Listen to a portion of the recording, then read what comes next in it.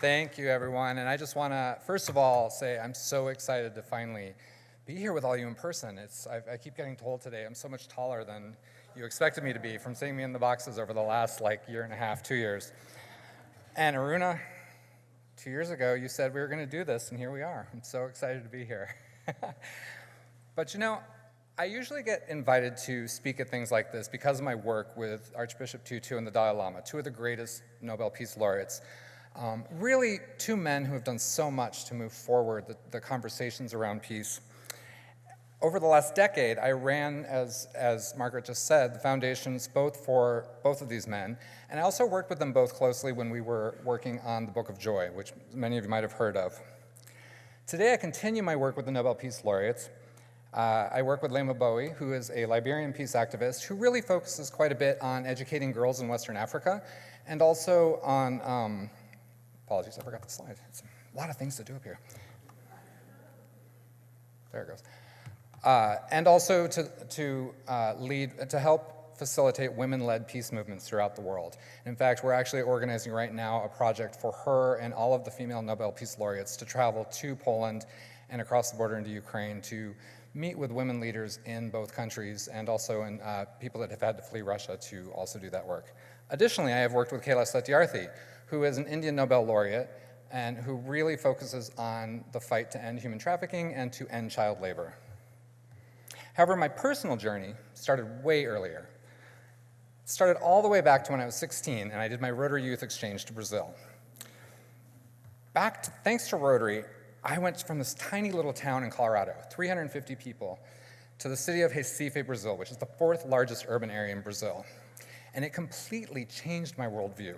I had this opportunity to interact with people who, you know what, let's face it, in Grand Lake, Colorado, I wasn't meeting.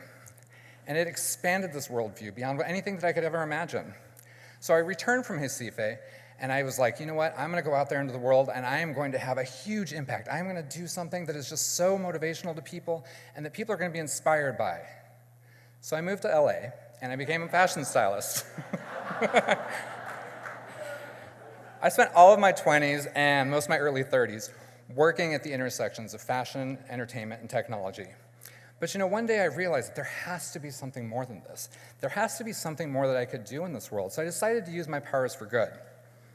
And I got a job in the nonprofit sector. Now, as I travel the world, I'm just amazed by the beauty of the diversity of cultures and people that I interact with. And in fact, even when I've met the people here in this room, it's just been so inspiring to just really connect with people and see this rainbow of diversity throughout everything. So as I do, I'm reminded of this philosophy that I first learned from Archbishop Tutu. And it's a philosophy called Ubuntu. And it means, I am because we are. My humanity is bound up, is tied up in yours, and we can only be human together. And you know, our world is made up of such a beautiful diversity, and it's exactly this diversity that is making our organizations, it's making our communities and nations stronger. So as I do this, and as I have these conversations, people ask me, what is peace? Now, peace means a lot of different things to a lot of different people. But for me personally, peace is when my heart, my mind, and my actions are aligned. And I realized that as I was doing this work, and I'm working with people to talk about peace, the key to peace for me is helping people to identify their own versions of peace and what it is for them that brings them peace. So taking the teachings of Archbishop Tutu, and I blended them with the secular ethical teachings of the Dalai Lama, I launched a program called Peace 3. And Peace 3 stands for peace within, peace between, and peace among. The first part of this program is peace within, and it really means developing an inner peace. Really, how can you work on your inner self to be able to feel that when you're in situations that might be difficult, you can actually tap into that and be able to find some sort of peace that can help you to go out and do something in the world. It really encourages self-reflection and awareness. Now, those of you that have heard the Dalai Lama speak, or maybe you've heard Pope Francis, even Jennifer Jones, sometimes when you hear that, you're just like, wow, their inner peace is palpable. How are they able to do this and also connect with people on a daily basis? It's being able to cultivate this inner peace that really allows them to do so.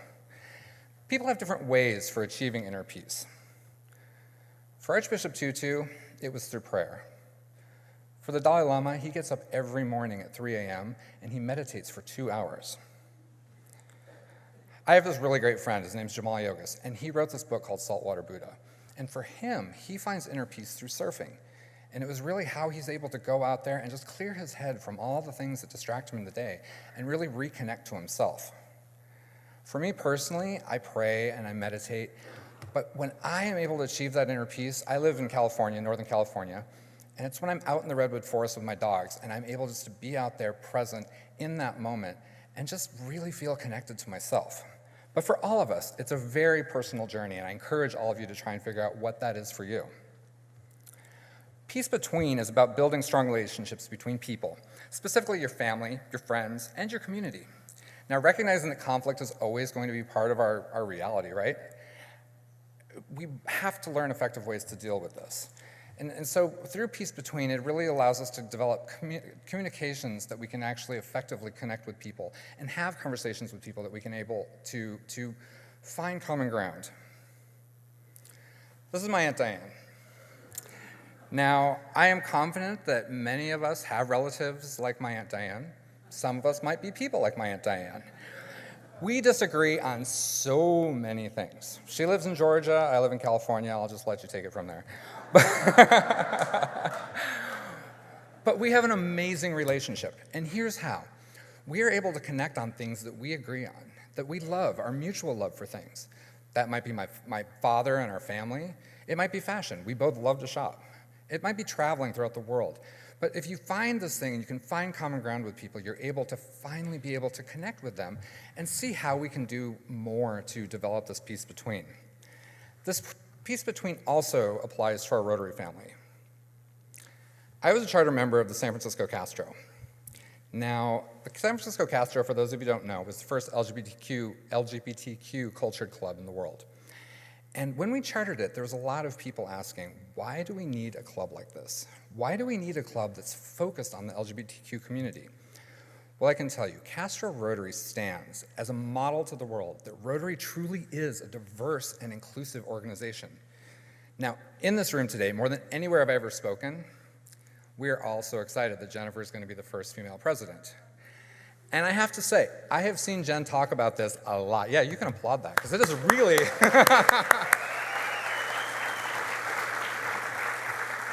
And the thing about it is she rarely, if ever, talks about it. But it's a really, really big deal. And it's a long overdue step for our organization. But do you know what else is important? It is interesting to note that in the history of our organization, very few of the men who have been president have been people of color, and only one of them has been black. We need to celebrate that we're moving forward, but we also have to acknowledge that we have a lot of work to do, because it is women, the diversity of race, cultures, faiths, people with with disabilities, and indeed acknowledging our LGBTQ culture, our LGBTQ brothers and sisters, that is in fact keeping Rotary as a relevant organization today. Of course, something isn't changed. Change isn't something that happens overnight. It is something that we need to work towards, but as Rotarians, we are moving forward, and we need to make space to be inclusive of the human diversity.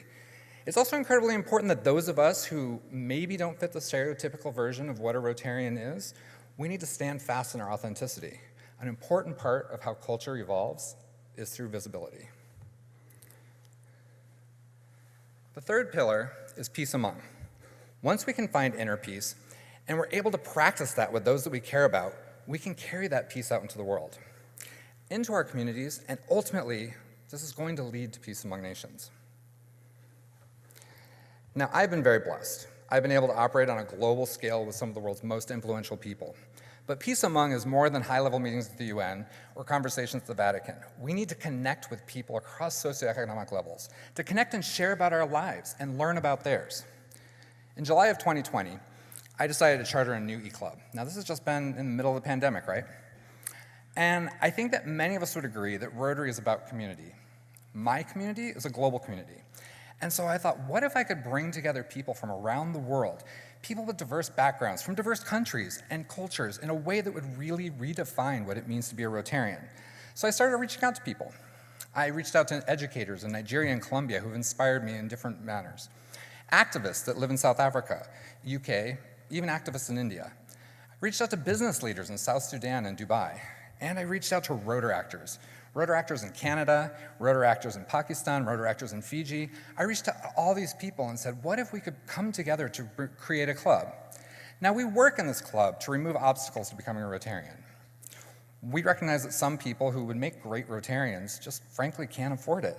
Maybe they only make $200 a year or $200 a month, or because of COVID, they lost their work and they just weren't able to work and pay dues. So we figured out ways to sponsor these people. We opened up membership to a woman who was in the Middle East who was not able to join the club locally because it only allowed men. And I'm very proud to say that we have the very first Rotarian who's living in the country of Cuba since Rotary pulled out of Cuba in 1979. It is in Rotary, thank you.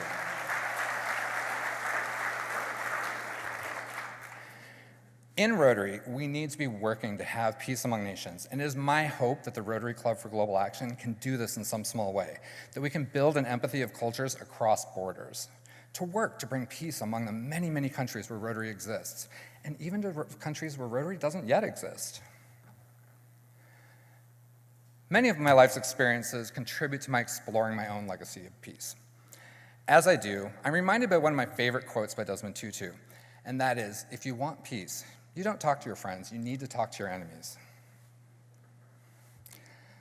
So in 2016, I was invited by Mohammed bin Salman to speak at an event in Saudi Arabia. Now, this was before he was the Saudi crown prince, and I was definitely way outside of my comfort zone. I really didn't know what to expect. It was my first trip to the Middle East, and for those of you that follow me on social media, you know that much of my social media is not Middle East friendly.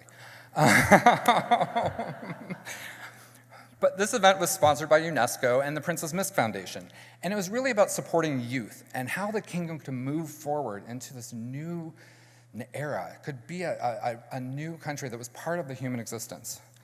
So to that end, I said that the Kingdom of Saudi Arabia was serious about being a modern country.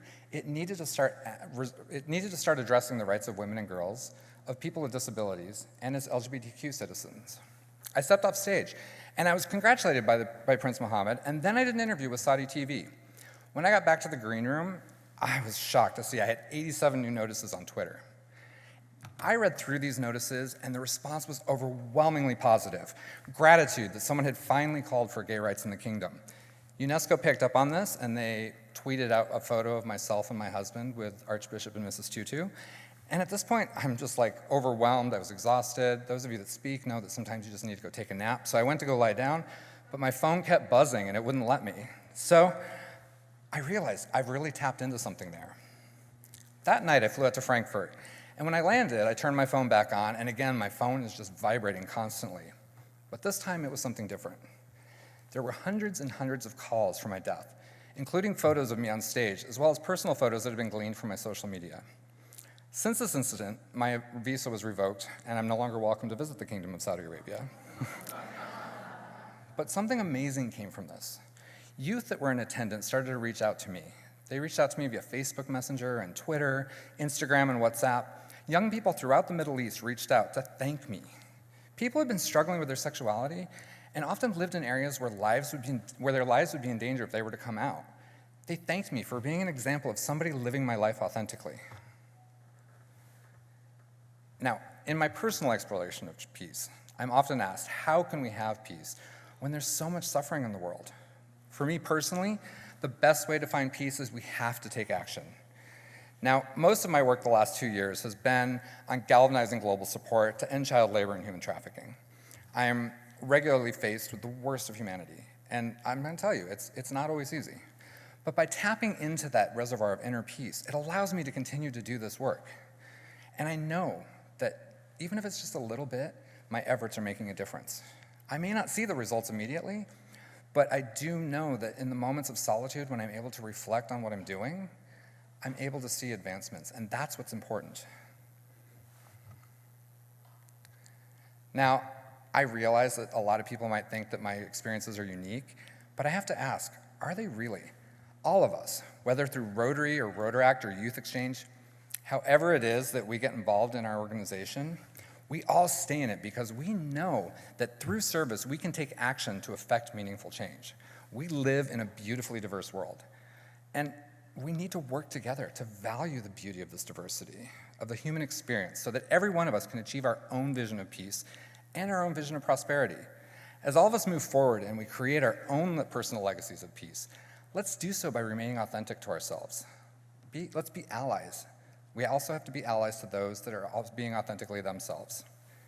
Now, I hope that I've talked and I've covered a lot of things, and I know that this was an international bit, which was a little bit different than what we've had the rest of this morning, but I really hope that something's resonated with you today. Maybe it wants to make you break out of your comfort zones and explore. I think that what's important is to remember Ubuntu. I am because we are. My humanity is tied up, it's inextricably bound up in yours, and we can only be human together. Thank you all so much.